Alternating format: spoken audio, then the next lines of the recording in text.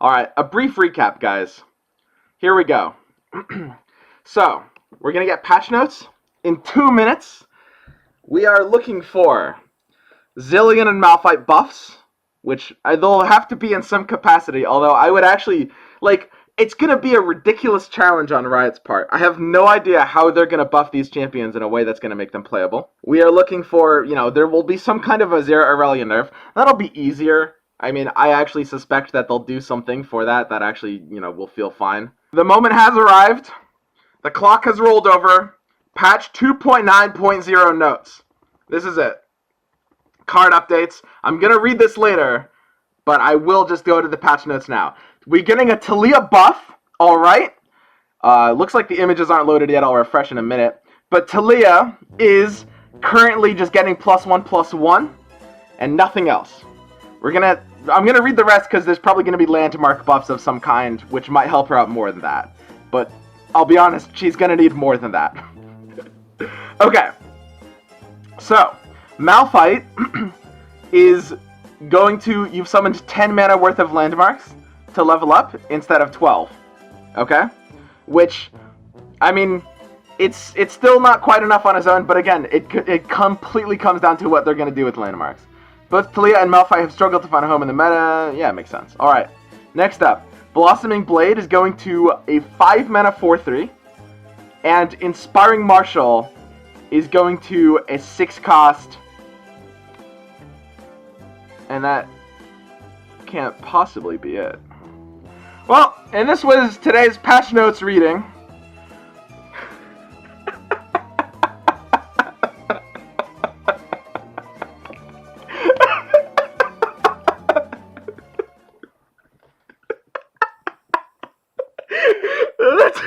Alright, and that's today's patch notes. That's Blossoming Blade is 5 mana. Inspiring Martial is 6 cost. And I'll see you guys in another 2 weeks.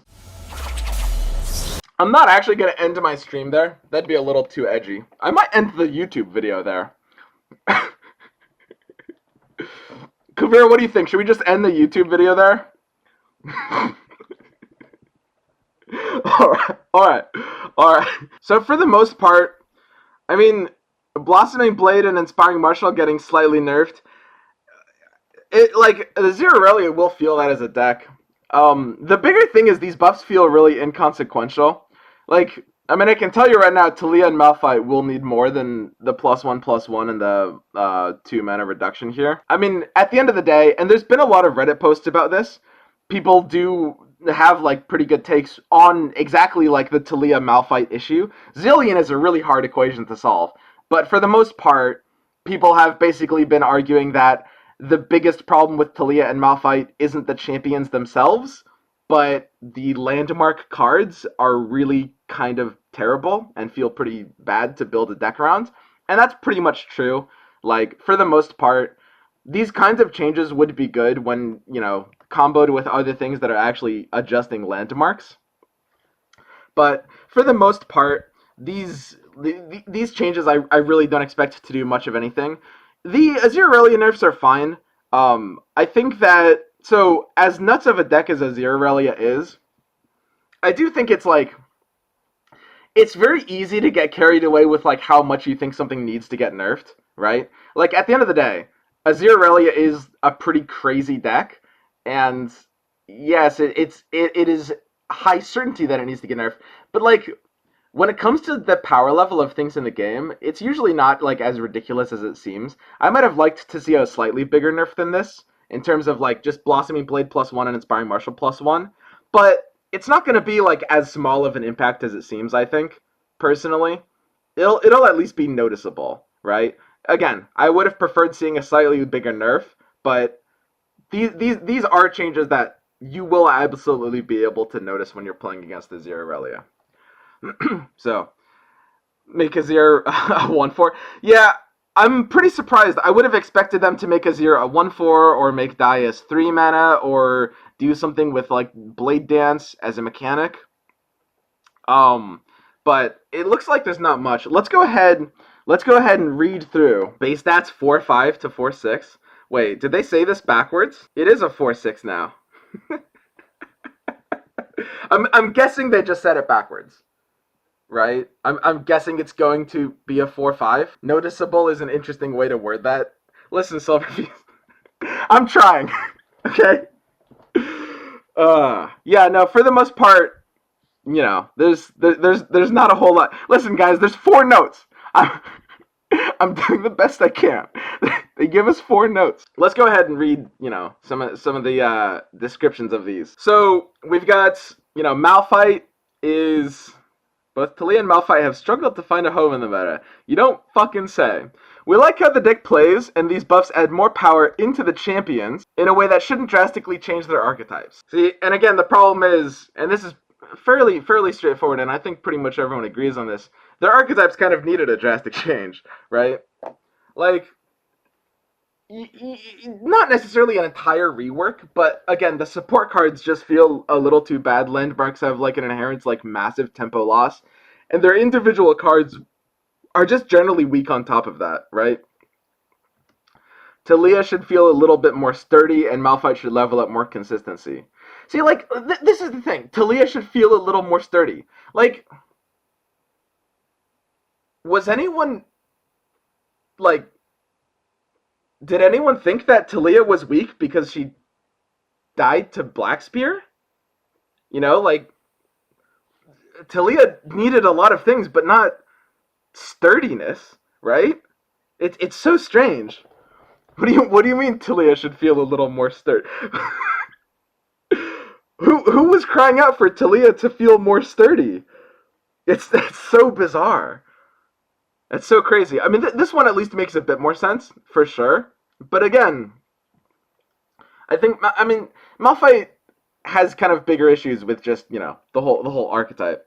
This is pretty dumb. This is pretty dumb. Like, the Legends of Runeterra balance patches have been kind of, like, very inconsistent. If you look over the last year, Riot has done some balance changes that have actually been very, very on point. Especially earlier on, there have been a lot of balance patches that have seemed weird at first, but then, like, later on we realized, wow, they were onto something that we weren't. And, like, they've done a few pretty impressive balance patch notes. Like, no joke, actually. This one is definitely, this might be the kind of weakest balance patch so far. It's pretty lackluster. Like, I'm curious to see exactly what they'll be getting. I didn't expect like a crazy amount of Azir Irelia nerfs, but for a month after Zilean and Malphite, you know, reveal, or Zilean and Malphite getting into the game, I really thought they would at least like buff these champions in a meaningful way, right? Because like Zilean and Malphite have the lowest win rates of any new champions of all time. Like, absolutely crazy. And it's pretty ridiculous that they're not getting buffed here, right? I mean, again, Malphite's getting a tiny buff, but not really the buff he needs. And Zilean doesn't even get a note. That's crazy. All right, so let's go ahead and I'm actually gonna go back and read the top. We've seen a lot of conversation in the community lately on the topic of live design. Players are passionate about it, and we're passionate about it as well. We believe that live design is strongly connected to one of our fundamental beliefs, which is that every player should have access to all cards and all decks without spending money. So, and this is something that I really want to touch on, because Runeterra, a lot of players, and this is something that everyone in the community was talking about like 3 months ago. And some of you guys might remember this. There was like posts about the balance patch cadence, you know, and I think it was Boulevard that, you know, made a tweet that I really agreed with, which was basically saying that part of the reason that Runeterra felt so good and unique as a game was a high frequency of buff-oriented balance patch changes that we kind of like, that sort of mysteriously disappeared a while ago, right? Like, for those of you guys who have been playing this game more than like, maybe like 5 months, there used to be a lot more balance patches, and they used to change a lot, and it was really interesting. And we haven't really gotten a reason for why they haven't really been doing that to nearly the same degree. I'm quite curious. All right. That fundamental aspect of Legends of Runeterra unlocks our team should be able to make more card updates without punishing players for past card and deck acquisition choices. Ultimately, our goal is to make Legends of Runeterra the most fun we can. When making live design decisions, we don't focus on any single aspect. We use complex data models on card usage, region uses, win rates, deck list performance versus specific decks, different formats, different ranks, win rate disparity, performance over time, etc.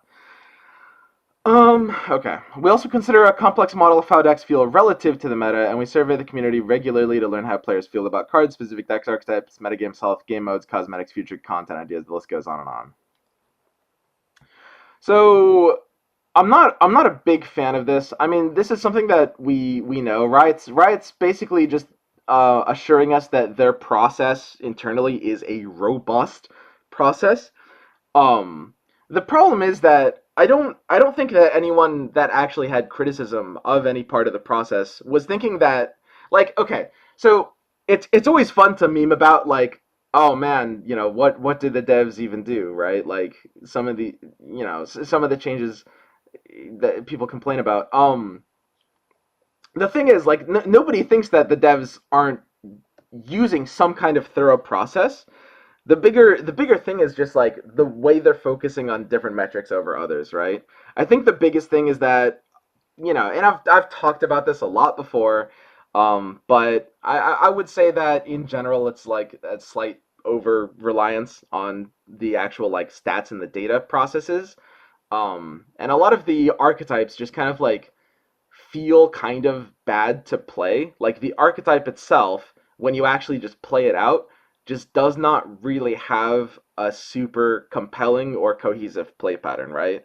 Like you're not really able to execute your strategy. And that is going to have an extremely linked correlation to a win rate, because as it turns out, decks that don't execute a consistent strategy don't tend to win. But it's a bit more than that, right? And I think that's something that is not really mentioned here, and I don't think that's enough of a priority for them. We try to be focused on our changes to be targeted as possible and to avoid collateral damage or unintended consequence to decks we don't want to affect. Making a small amount of changes can have large impacts on the metagame. We also try to let the community find new ways to evolve playstyles and the metagame to change over time without live design card changes. One of the amazing things about the card game genre is the ability the community has to explore and discover new strategies that can dramatically shift the meta over time without any card changes. That process is fun, and we don't want to artificially disrupt that process by implementing live design changes too quickly or too often. Okay, this seems a little backwards. Yeah, this one's kind of weird. They're basically saying that people find it fun to experiment, and therefore they don't want to make a lot of changes. Usually, changes uh, help the idea of that kind of process of experimentation. All right. However, there are times when it's clear that changes are necessary to ensure the experience is fun and exciting. Taliyah and Malphite are both clear examples that need live design attention. It's an easy decision to make because so many of our inputs into the decision-making process clearly indicate that Taliyah, Malphite, and their primary deck are not meeting our standard. See, like, what does that even mean? I'm curious, like, how the data on that is looking. So, for example, Taliyah. I think Taliyah and Malphite are cases where a data-driven process isn't really going to be very reliable, because, well, it's clear that, so data is going to give you a good idea of what things should be buffed, but not necessarily the best way to buff things, right? I think the thing to me that's weird about this is if their process is basically, trying to find things from the data that are looking for live design attention. I'm curious why Zilean got left out, because Zilean's win rate is substantially lower than Taliyah's, and he's a new champion. A lot of people were excited to make him work, which, I mean, don't get me wrong, I'm not saying Taliyah shouldn't get buffed either, but I'm just curious why, it feels like Zilean's getting passed up. Is there logic there? That's just super strange. Their primary deck not meeting our standards. Irelia and Azir are not so obvious because there are different inputs that contradict each other, and it takes time to gather information to make a decision. In the first 3 weeks of Guardian of the Nation, we've seen Irelia and Azir's decks rise and fall in popularity and efficacy. Over time, our decision on whether or not we should make balance changes on the deck has shifted. We love the play pattern of Irelia Azir as well as Blade Dance. We've learned that a ton of players love it too, and we want to keep the feel of the deck intact. However, our most recent information indicates the deck is just too powerful, so we're making 2 very targeted changes. We hope to maintain the fun while opening up opportunities for other strategies and to reduce the frustration of playing against it. We'll continue to monitor the metagame as it evolves, and we'll consider more changes going forward if necessary. So this is basically in response to there was a bit of a controversy in the last 2 weeks because the developers were indicating that they might not nerf Azir Irelia, and then they ended up nerfing it, and so they're just kind of explaining that the um, the rise and fall of the deck has kind of shifted their decision. Again, the problem with that is it's a little too reactive, right? Like, Azir Irelia is a deck that if you take any experienced player and give it to them in a playtest environment for a day, they'll be able to tell you that the deck is too strong and oppressive, right? That's a pretty easy thing to determine.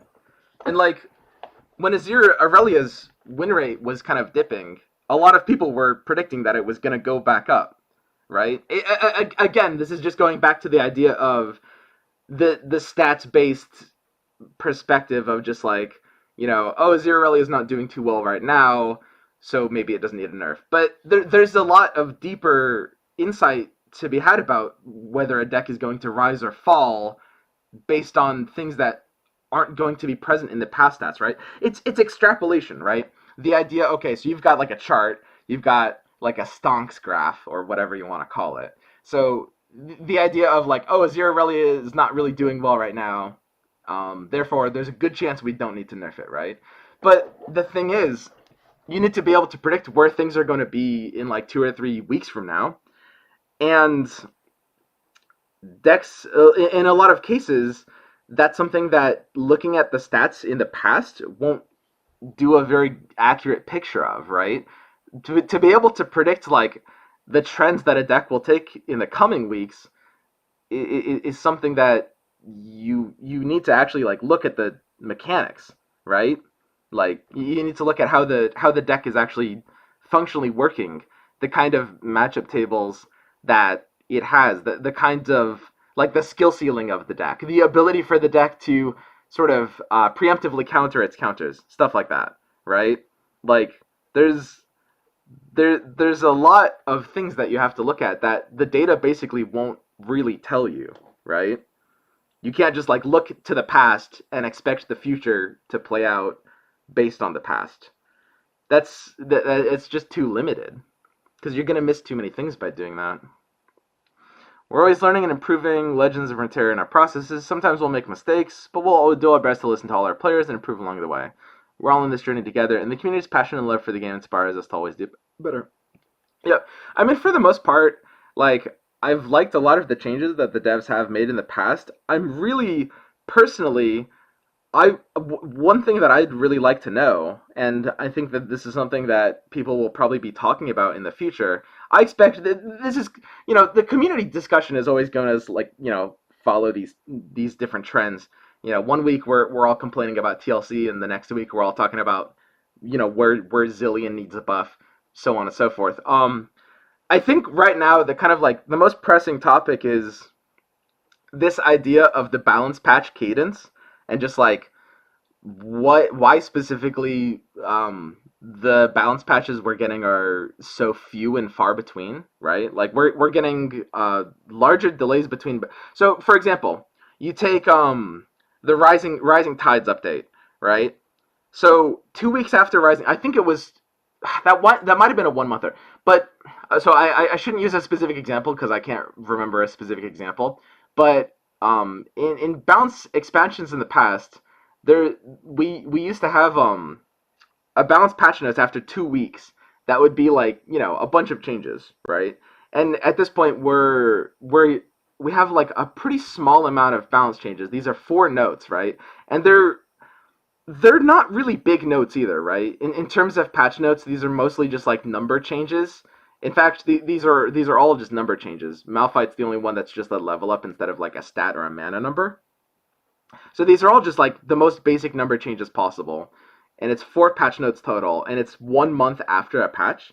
and it feels like there's something got lost along the way in terms of what a lot of players loved out of Runeterra as a game. Like a large amount of players liked Runeterra more than other digital card games on the market, specifically because they did a lot of these, quickly iterative balance changes. And we're tweaking a lot. We're experimenting with a lot of things. A lot of like weaker things were getting buffed when they weren't working.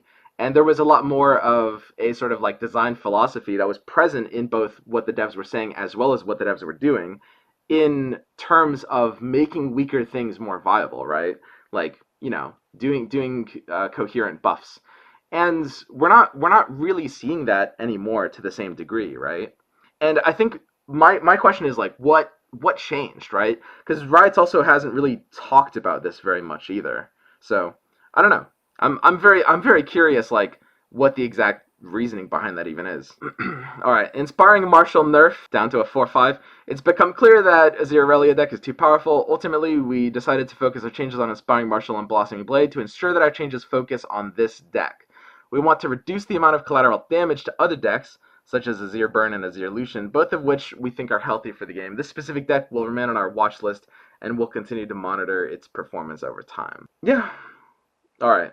It's up to a 4/6. Yeah, guys, this is a typo. It's meant to say that it's down to a 4/5. So yeah, I mean, inspiring martial is pretty much just for that one deck now, which is fine. The thing is, guys, like at the end of the day, it is not a design flaw to take a card and say, oh, this card will only ever really work in this one archetype.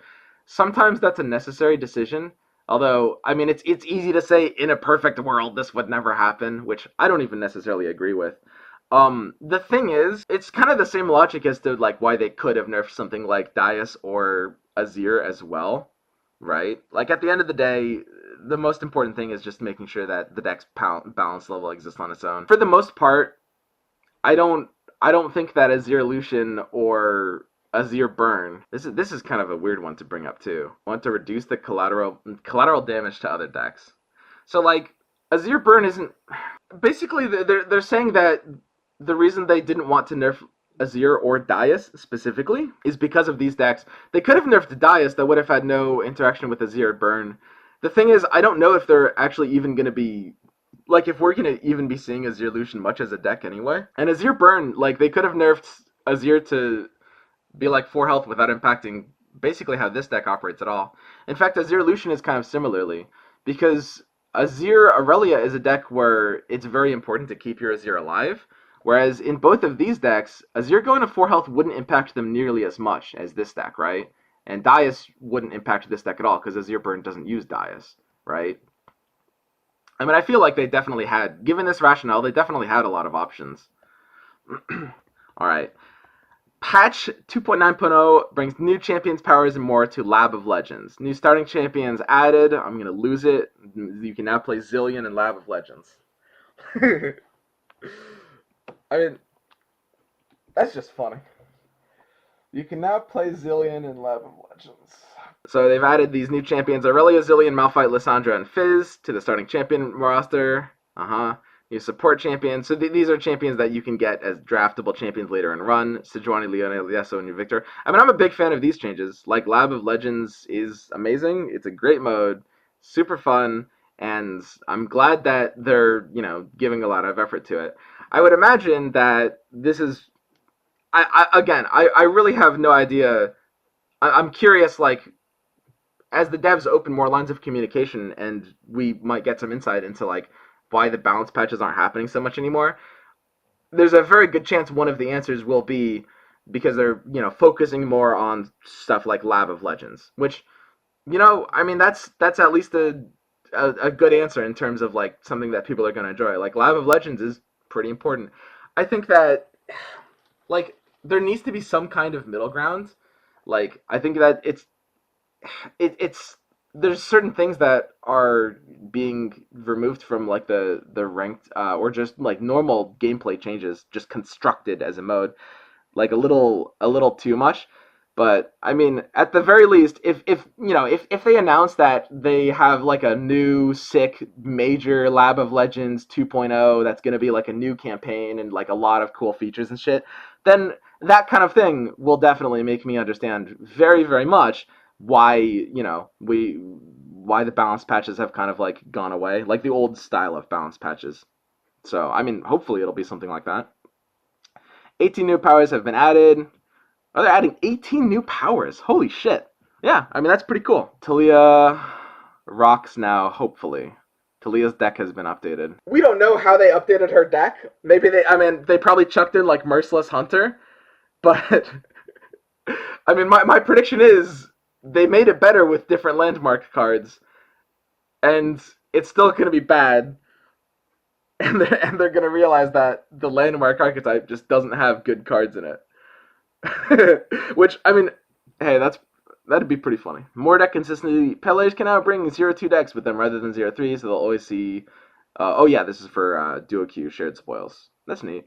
Players will be given a chance to add their teammate as a friend if they're solo queuing. Also neat. As announced in the 2.7.0 patch notes, cross-friend challenge will no longer be supported. Oh, and yeah, this is something that they mentioned before. As LoR continues to grow, we're beginning to run up against challenges caused by outdated tech. Cross-shard friend challenge is one of our main culprits, as it's currently taking resources we need to develop some of LoR's more exciting features planned for further along the pipeline. We'll have more information on social features for LoR in the future. So are cross-shard friend challenges actually like not coming back? I'm actually guessing. I know people have kind of complained about this. Crossshard died for 4 balance changes. Yeah, Marcus. I know a lot of people are complaining about the fact that you can't do cross-shard friend challenges anymore. Don't get me wrong. I'm not going to tell you it's ideal, but this to me is actually like, and I know you guys are going to say copium. This to me is actually very, very interesting. I think that this is a sign that whatever they're working on is actually a big deal. Listen, look, okay. I'm not a fan of the balance changes we got. That is obviously, I'm not going to pretend that this is a great situation. However, I think people have like too much of like a black and white approach. Like when I look at the thing above, like that doesn't make me feel good. But that doesn't mean I'm going to see everything else in like a really negative context. And the thing is, I don't think that they would actually disable this if it wasn't for a big reason that they were anticipating was going to make up for it and more. So I have no idea why they're disabling cross-shard friend challenges. I have no inside information, but I'm actually my hot take, my guess is that the mode, whatever they're doing with this for Runeterra, which also might be the reason. I mean, it might be related to Lab of Legends 2.0. It might be related to like a fleshed out 2v2 ladder mode. I don't know. But whatever the reason is, and it might be the same reason that they have less people working on the balance patch notes. Who knows? I mean, at that point, that might be copium. But this is at least intriguing to me. Because I don't think they would have disabled this for just like no reason. That's silly, guys. I know it's easy to look at this and be like, oh, the devs are just idiots. Well, I liked cross-shard friend challenges. I think they know that a lot of people liked cross-shard friend challenges. I'm curious. I'm curious about that. Overtime has been adjusted for best of 3 matches. Alright, nice. Now, you guys have been telling me to check bug fixes. Fix the visual bug while attempting to purchase cards or prismatics. I mean, they must have fixed the sparring student bug, right? Fix an issue. Skin names, quest a duplicate. Scrying Sands not correctly gives -0, even if the player casting it cannot predict. So, when your deck is empty. Spell Shield now correctly blocks Scrying Sands. Irelia should now correctly create a Blade Surge in hand on attack the turn she levels up.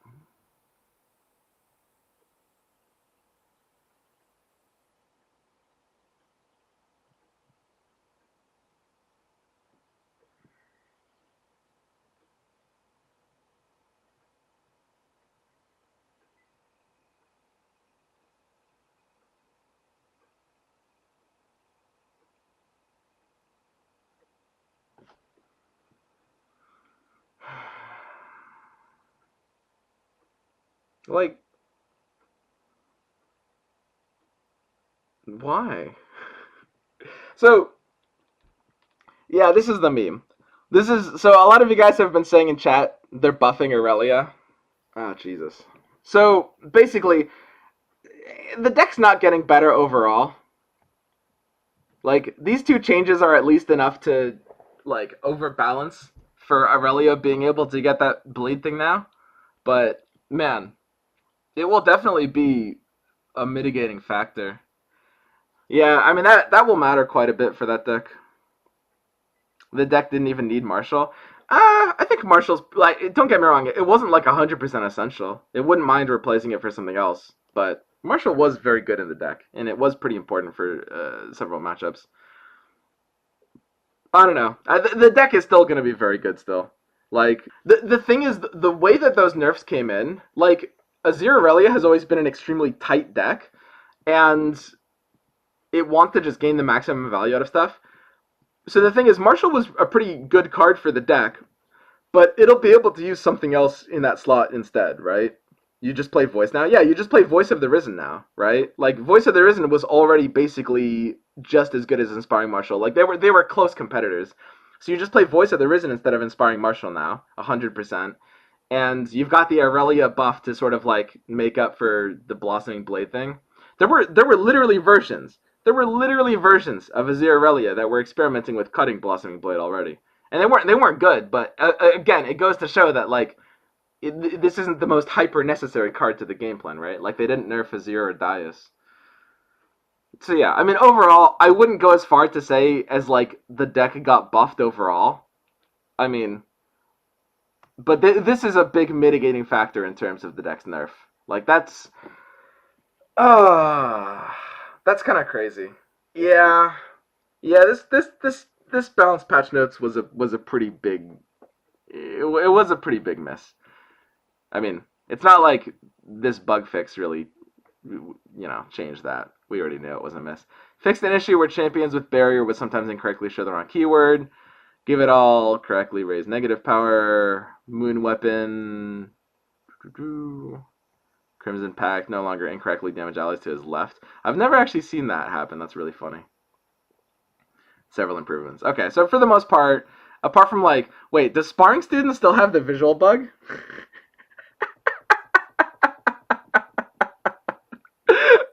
No way. No way. Not a chance.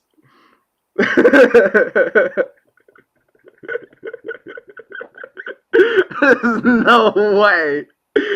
Oh god. That is actually just funny. Like, it doesn't even really matter, but it is really funny. Like, just as on top of everything else. That just makes me laugh. I don't even mind. Like, it's not something that makes me upset. It's just something that makes me laugh. All right. And yeah, that's the patch 2.9.0 in a nutshell. So yeah, for the most part, it's definitely pretty disappointing. I'm sure that at this point in time, there will probably be a lot more communication with the community, because I'm sure everyone on Reddit right now is frantically, typing out their, they're mashing their keyboards, and they're talking about, like, oh, this balance patch sucks. They're pretty much right. But for the most part, it'll be curious to see exactly, like, where Riot's going to be taking this, because again, we don't exactly know why they don't really do balance patches in the same way they do anymore. And that's, I think, a pretty important question. So I expect a lot of people to be asking that question in the coming weeks.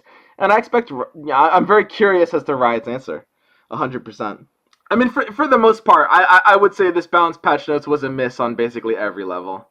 Like, I guess it would have been funnier if they didn't nerf Azir Irelia at all, but they almost didn't, right? Like, especially with the bug fix, this is a really minor nerf after the bug fix. That's pretty crazy. And these buffs, I didn't expect buffs that would suddenly make weaker champions like coherent or anything, but I expected them to at least give a little bit more to Zillion, and I mean, even Malphite feels like it hasn't really gotten anything here. Overall, I'm very happy that I'm taking a break from streaming right now. I picked the perfect time.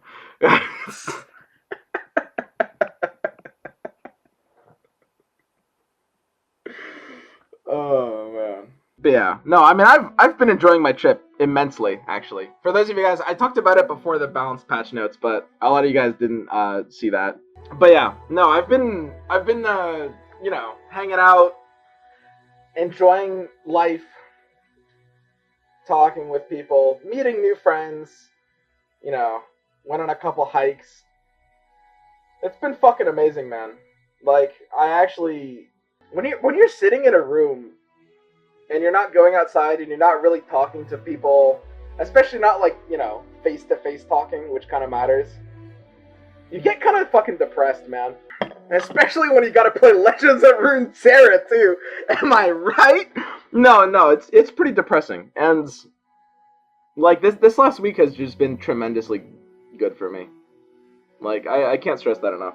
Oh, also, hang on. I've got an announcement for you guys. I almost forgot. So, here we go, guys. If you guys were worried about what you're gonna do for the next couple of weeks, now that you've seen these balanced patch notes, well, worry no longer, because my Discord is doing a custom card submission event, right? Like, obviously, you know, with Malphite and Zillion, it's clear that we can't just wait for Riot to make the champions good. We have to do it ourselves, alright? So, in my Discord server, which you can find the link for in the pinned comment if you're watching on YouTube, or in chat if you're on Twitch, in my Discord, we are doing a custom card submission event. It's going to last for the next couple of days. Hang on, I need to actually pull up the details. And cards will be submitted. You're gonna have one more day. It's over 24 hours to submit custom cards, and the submitted cards will be reviewed and scored by a panel of judges, which include Kuvira and the Skilled Roy. I think Kuvira might not be on the panel, but I mean he's involved in the process in some way.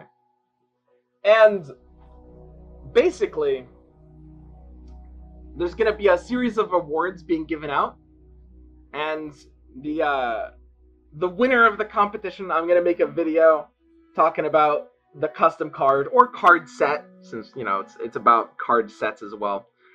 It's a lot of fun. I am actually looking forward to reviewing these custom cards. I'm still a little bit off the grid, so I personally am not going to be able to be involved in the judging process this time, but I'm still going to be, you know, looking over everything at the end, making the video about it, and if I decide to do this again, if we want to make this an ongoing custom card competition, I'll definitely be involved in, you know, the judging and scoring in future events. So I think it's a lot of fun. A ton of people in Discord have been just talking nonstop about custom cards for the past like 4 or 5 days already. You guys should join in the discussion. And I mean, I don't know, just talking about custom cards. Listen, with balanced patch notes like these, what the hell else are we going to talk about?